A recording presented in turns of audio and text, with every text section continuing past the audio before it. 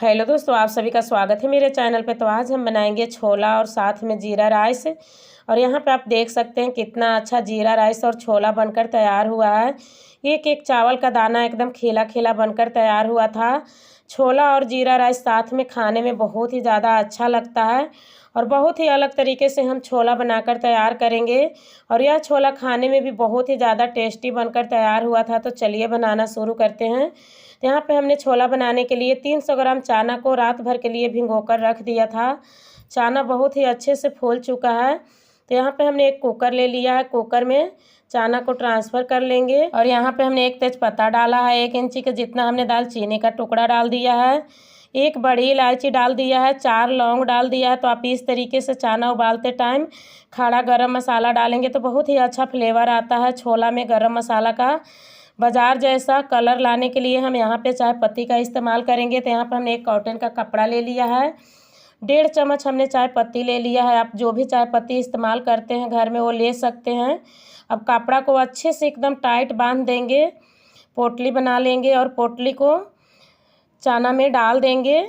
और यहीं पे अब चना में पानी डाल देंगे। तो यहाँ पे आप चना में ज़्यादा पानी नहीं डालिएगा, बस चना से थोड़ा सा ही ऊपर पानी डालिएगा। तो यहाँ पे आप देख सकते हैं हमने चना में सिर्फ चना से थोड़ा सा ही ऊपर पानी डाला है। नमक डाल देंगे साथ में। तो यहाँ पे हमने आधा चम्मच से थोड़ा सा ज़्यादा नमक डाल दिया है और चुटकी भर सोडा डाल देंगे, जिससे चना बहुत ही अच्छे से पक जाएगा। एकदम जल्दी नरम सॉफ्ट हो जाता है चना सोडा डालने से। अब कुकर का ढक्कन बंद करके कुकर को गैस पे चढ़ा देंगे और मीडियम फ्लेम पे 5 से 6 विसल आने तक चना को उबलने देंगे। और जब तक चना उबल रहा है तब तक हम यहाँ पे चावल बनाने का भी तैयारी कर लेंगे। तो यहाँ पे हमने 1.25 गिलास चावल ले लिया है। ये बासमती चावल है, पुलाव वाला। अब चावल को हम अच्छे से धुलकर साफ़ कर लेंगे 3 से 4 पानी। चावल का क्वांटिटी आप अपने हिसाब से कम ज़्यादा रख सकते हैं। और चावल को यहाँ पे हल्के हाथ से ही धुलेंगे। तो चावल को हमने धुलकर साफ़ कर लिया है। चावल में पानी डाल देंगे। पानी डालकर चावल को 25 से 30 मिनट के लिए रख देंगे, जिससे चावल हल्का फूल जाएगा और जीरा राइस एकदम खिला खिला बनकर तैयार होगा। और यहाँ पे चना भी 5 से 6 सीटी आने तक उबल चुका है। तो अब हम कुकर को उतारकर साइड में रख देंगे और यहाँ पे अब चावल बना लेंगे। तो हमने कढ़ाई को गैस पे चढ़ा दिया है, 2 चम्मच के जितना हमने घी डाल दिया है।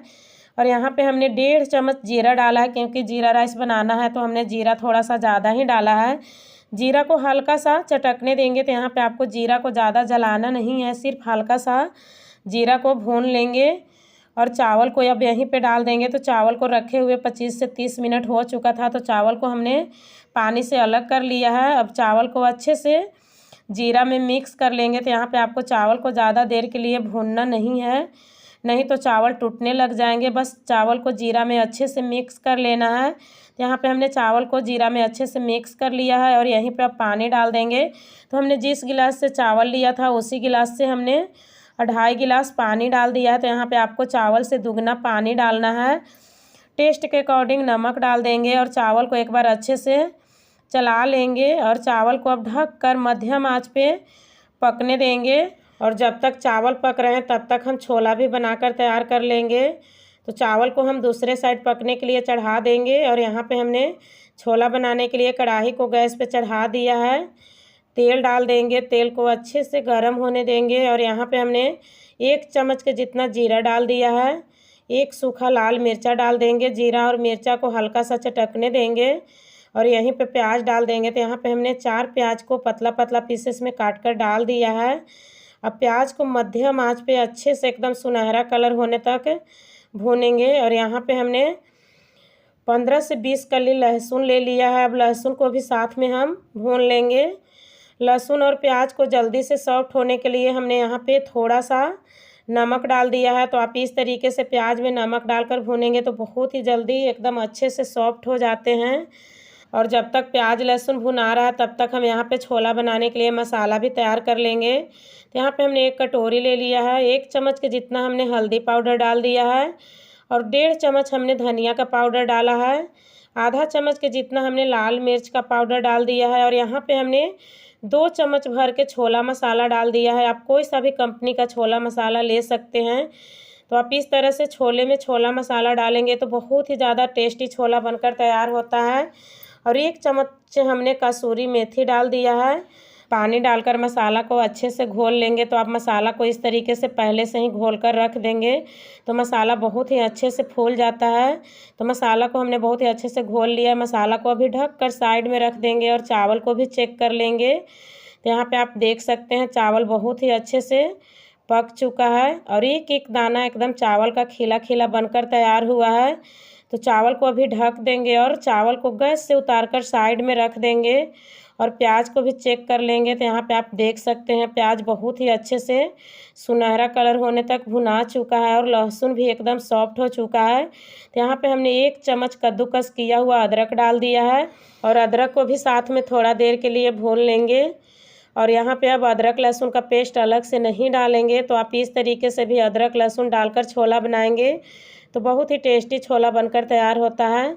और यहीं पे अब तैयार किया हुआ मसाला भी डाल देंगे और साथ में यहाँ पे हमने 1 चम्मच भर के कश्मीरी लाल मिर्च का पाउडर डाल दिया है। 2 से 3 चम्मच के जितना हमने पानी डाल दिया है। मसाला को अच्छे से मिक्स कर लेंगे और यहीं पे अब टमाटर डाल देंगे। तो यहाँ पे हमने 3 टमाटर को रफली काट कर डाल दिया है। टमाटर के साथ में नमक डाल देंगे। तो यहाँ पे हमने 1 चम्मच भर के नमक डाल दिया है।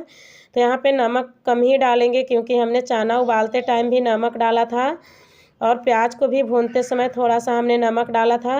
तो यहाँ पे ध्यान से ही नमक डालिएगा और मसाला को अब मध्यम आंच पे तेल सेपरेट होने तक अच्छे से भून लेंगे। और जब तक मसाला भुना रहा है तब तक हम यहाँ पे चना को भी चेक कर लेंगे। तो कुकर को हमने खुद से प्रेशर छोड़ने दिया था। अब जो गरम मसाला और चाय पत्ती हमने डाला था चना में उसको चना से अलग कर लेंगे। गरम मसाला का जो भी फ्लेवर था वो चना में आ चुका है। यहाँ पे हमने गरम मसाला को अलग कर लिया है चना से और आप देख सकते हैं चाय पत्ती का कलर भी बहुत ही अच्छा आया है चना में और चना भी बहुत ही अच्छे से एकदम सॉफ्ट होने तक उबाल चुका है।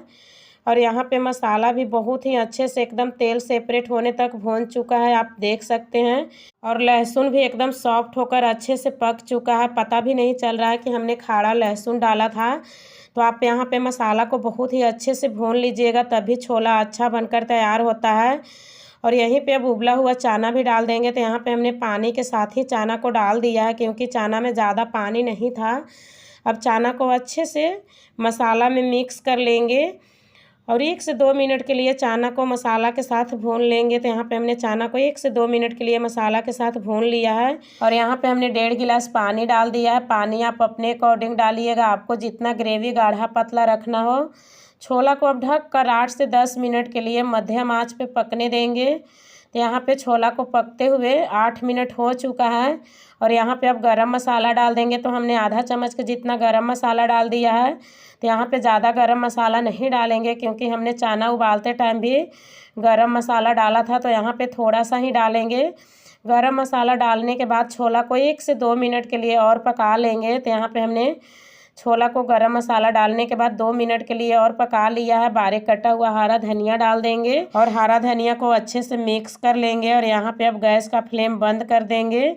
तो आप देख सकते हैं कितना अच्छा छोला बनकर तैयार हुआ है। तो छोला को और भी टेस्टी बनाने के लिए घी का तड़का लगा देंगे। तो यहाँ पे हमने तड़का पैन को गर्म कर लिया है। 2 चम्मच हमने घी डाल दिया है। पतला पतला पीसेस में अदरक को हमने काट कर डाला है।